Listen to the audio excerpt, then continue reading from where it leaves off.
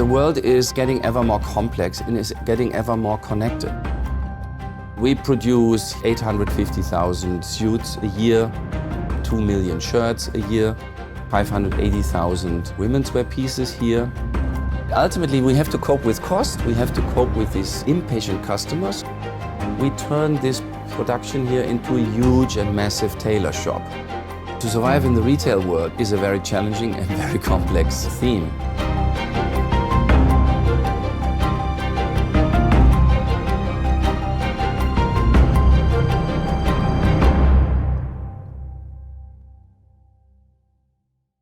It's a bit sharper than it is in the jackets, like in the menswear. I'm the managing director of Hugo Boss textile industries in Izmir, and I'm responsible for the factory here with its 4,000 people. I'm with Hugo Boss since 1995, so quite a while, and I was working at the headquarters for about 20 years, mainly in product development areas. And when I got this offer to become managing director here in Izmir, this was a once-in-a-lifetime opportunity for me to really turn something which was already very successful into something new, which would be even better. And together with this fantastic team, we did a lot of this. So I started to work as a tailor because I was intrigued by the craftsmanship. I mean, there are hundreds of operations actually to produce apparel. The initial idea was to open a tailor shop, to be my own boss. And after several years, decided to work for Hugo Boss. And I fell in love with this brand for 24 years now. I figured out that maybe I could be also creative, not only in products, but also in organizations.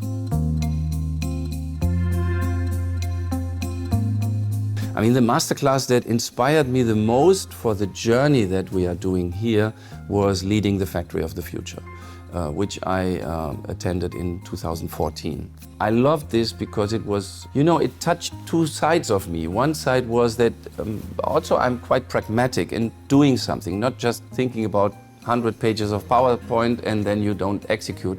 So it touched this part of how, yes, we can execute this.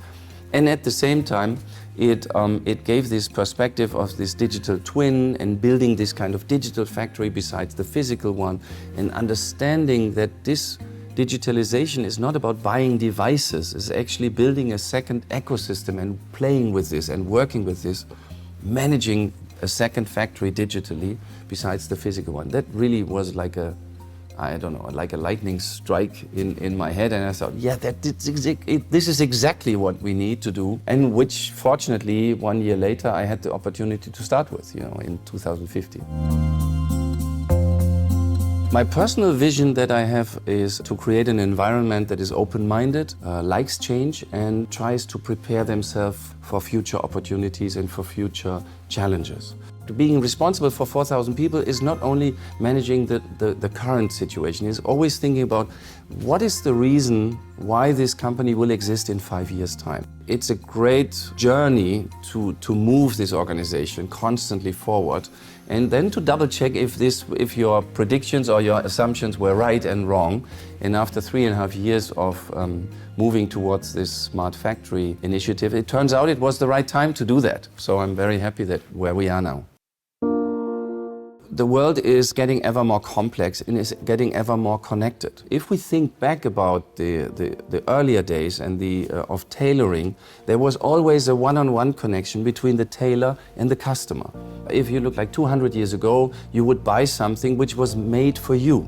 So then we industrialized everything and we became a little bit detached from the brand, from the product itself. You would go into a store and buy something as you buy food. But in today's time, interestingly, with technology, this connection came back. So now brands are starting to be connected again with their customers, with their fans also. So with this comes the idea of personalizing the product again. So saying, okay, yes, I want something from Hugo Boss, but I want it also to be made for me. So how do you do that? I mean, how do you handle massive production with this kind of personal touch? That is something that we see more and more coming. Ultimately, we turn this production here into a huge and massive tailor shop, which is doing a lot of single-made pieces, but in an industrial way. That's the advantage of technology that we can do, that we have today.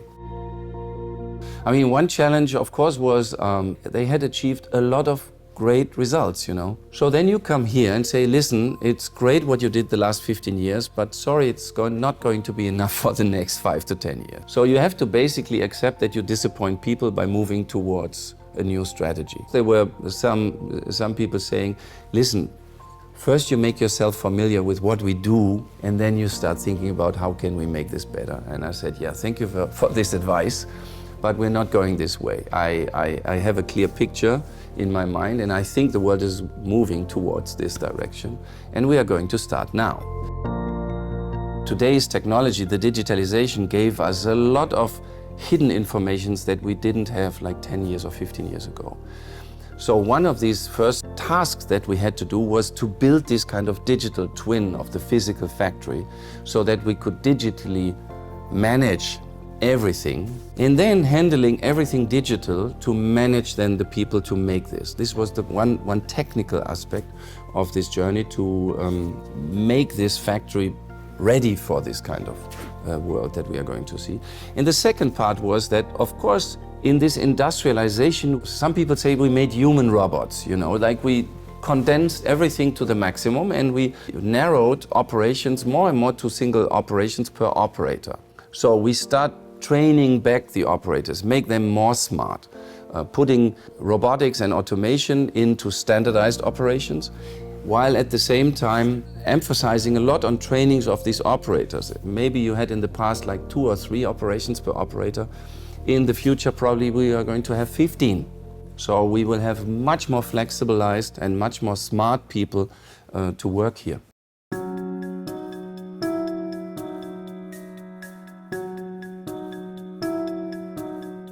Convincing people to value something which is really vague for them was not easy. So it took me a year of constant repetition. Yes, we are becoming a smart factory. Yes, we are building this digital twin. Until finally, when the first devices came into place and the first processes were digitized more and more, and the more informations were available so they could make better decisions, then it started to really fly, you know, and it's a really magic moment. This was a very same moment when people started to say, you know what, we had some tours here in the factory and blue-collar operators started to thank me for this digital device.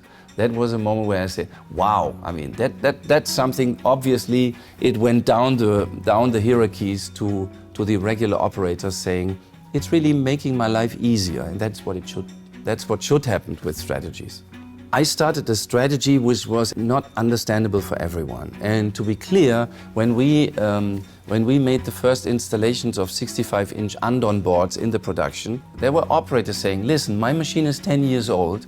I have a mechanic coming to my machine every week because it is broken. And now you start installing very nice TV screens, you know. I mean, do you think that you invest your time and money in the right direction? And that was, of course, at that time for them, it was completely nuts to do that. They couldn't see the bigger picture for sure. So with this wall, I tried to make the strategy as transparent as I can for myself, but also for my people. Everyone who passes by this office with the windows can see the strategy. There's no hidden agenda. This is what I do and this is what we do.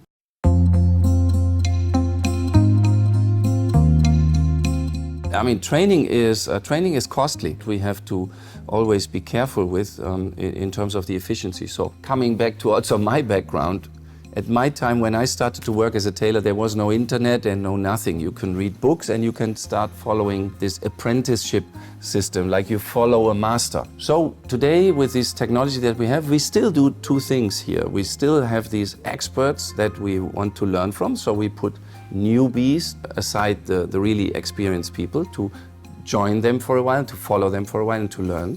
But then we have now technologies which give us incredible possibilities for self-learning. Like we have a virtual dojo here, which is a virtual training systematic where we can let the people embrace the product and learn from the product by themselves, wearing 3D virtual reality masks and diving into this industry virtually, which we could not in the past. So they can spend their time, they can learn in their speed. And then also, again, we can record the best people that we have here and show this to our new employees. So they learn from the best but not like I did physically. Now they do this digitally. Welcome Virtual Dojo. This room for new operators, the first step of the production. We created 4 rooms because we recruit 400 new employees per year. In this room, there is 360-degree factory tours videos, and also we are using virtual reality technology. Our target to teach any information about our factories by using virtual reality technologies in this room. Virtual reality is the fast way to learn anything for new employees. The Defect Room is to learn any information about the method definition and also many defects to learn quickly and easily for new employees. The last room, our shop floor experience area, and we wanted to create real production atmosphere in the last room. We created our own how to make videos. Any new operator can learn any operations without nobody's helps in the last room. Say 1/3 of the fit of a suit is determined by the operator. That's really crucial here, that you have people who can do this not once and by accident making a great product, but consistently. Merhabalar, ben Nurcan Gökçay. Supervisor olarak çalışıyorum. 20 yıldır ne mutlu bana ki Hugo Boss ailesinin içindeyim. Özellikle 2016'dan bu yana dijital dönüşümle birlikte mesela çağa ayak uydurmamızı sağladı.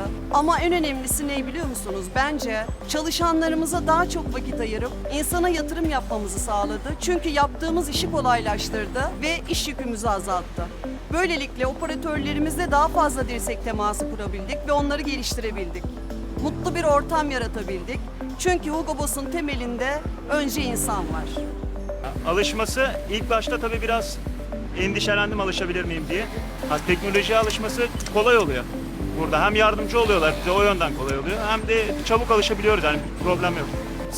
Zaman kazandırıyor aynı zamanda. O da daha iyi.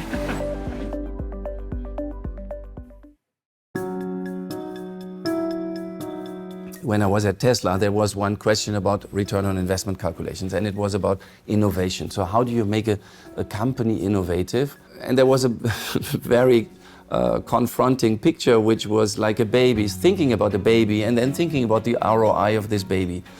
So what is the ROI of a baby? We don't know at that time. The baby can become a prisoner, can become a doctor, or become a president, whatsoever. At that time, we don't know. And the same is with ideas.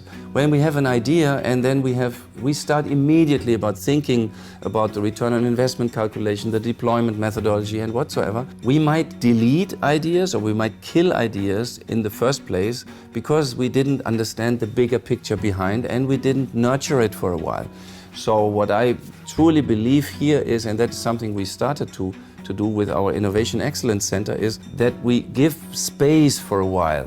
And then we decide where to put our money in, where to put our energy in, and our time and effort. And so it is a provoking idea to think about the return on investment calculation of a baby, but it's basically the same with ideas. We were encouraged to create a platform of this factory because we produce millions of pieces in this factory. Beside that, we produce knowledge simultaneously. So we decided to use our knowledge to initiate Hugo Boss solutions. Without having digital supply chain, you cannot create value. So we started to consult our vendors first. And then we decided to open this knowledge for the others.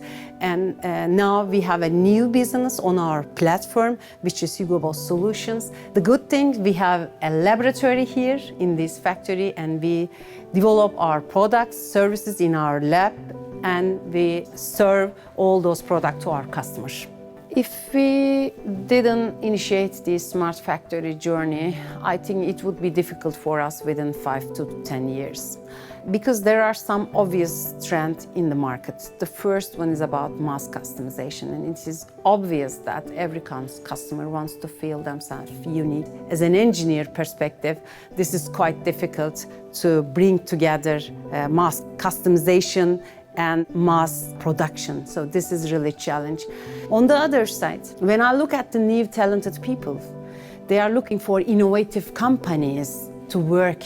And if we wouldn't introduce these kind of new strategy, I think that we would lose some of our talented people and we would never recruit new talented people who can create the future of this factory.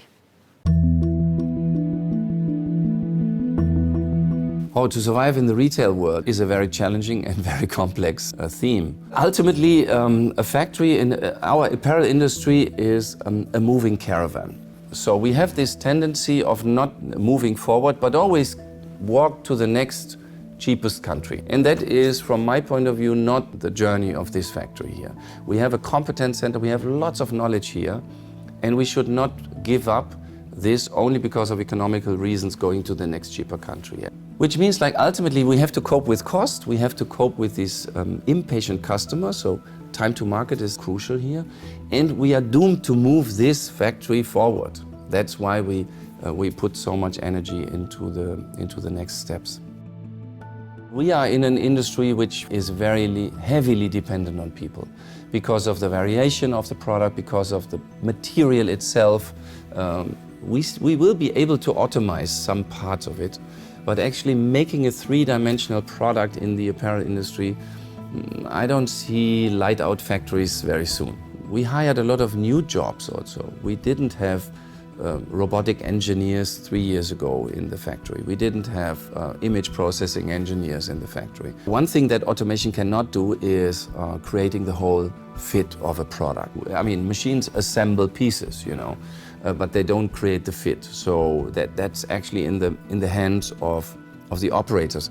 And that is, by the way, something that also we figured out when we were flirting with robots. We made a lot of really near analysis, like zooming in the operation, and we saw thousands of micro movements in the hands of the operators, which we found out we cannot automate. So there's still this kind of combination between robots and the humans who make this magic happen. Is robotics and automation killing jobs? Yes, I do believe that it's killing some jobs. In our field here, I can clearly say it's replaced more than one-on-one. When we introduce technology here, if it is automation or if it is digitalization, we always start making interviews to understand their daily requests. What do they look for? What kind of numbers do they need? What kind of informations do they need? For us, really important is understanding what they really need and producing something that is self-explaining. We don't make trainings for digital devices. If it is not self-explaining like WhatsApp, we are not introducing it to our people. This is a very pragmatic approach because we have 4,000 people here. If I have 3,500 blue colors and I need to train them for an hour, 3,500 hours for a function? No, we don't do that. Digitally, we are quite smart now. We are quite fast. With regard to the automation, we are slower than expected, but we make good steps forward. What I like personally very much is that we could convince our work staff, you know, that they really embrace this journey and they are really fast now. They're really fast, really cool. So we cannot build a strategy and build a complete waterfall plan and then execute it for a year, because it might turn out after 1 year that we built the plan in the whole wrong direction. We work in sprint, in Scrum methodology. So every 2 weeks we double check, are we on track or not, or we move. There's very little that I would do differently. Probably I would be more patient with robotics and automation. You have to be patient for a while until the first things appear. This kind of tipping point is a very essential one. The biggest advice I can give someone to start a smart factory concept or smart factory journey is to clean the mess. First, you have to think about cleaning and making things easy, then you think about building this digital twin. So if you are digitizing a messy process, it's not going to be better, it's going to be worse, because you have a physical mess and a digital mess. And secondly, important is that you start somewhere and you don't try to turn everything in a day. That's not going to happen. Thirdly, it's not about the devices you buy, it's about the connection between technology and the people. It's the sophistication of technology to support the people doing something that makes the change, and that also keeps makes the system successful ultimately. I think I get my energy because of my curiosity. To think today about something that's going to happen in the future, and then to prepare, not wait and then say, now we move that way, so I also have to follow. I don't like to be a follower, actually. I'm very curious about pretty much everything. I would like to be known by the people who work here for someone who gave them, who pushed them towards the future and who gave them the opportunity also and space to dive into this topic and become curious about what their destiny might be. Yeah, that's basically it, to create this memory in the heads.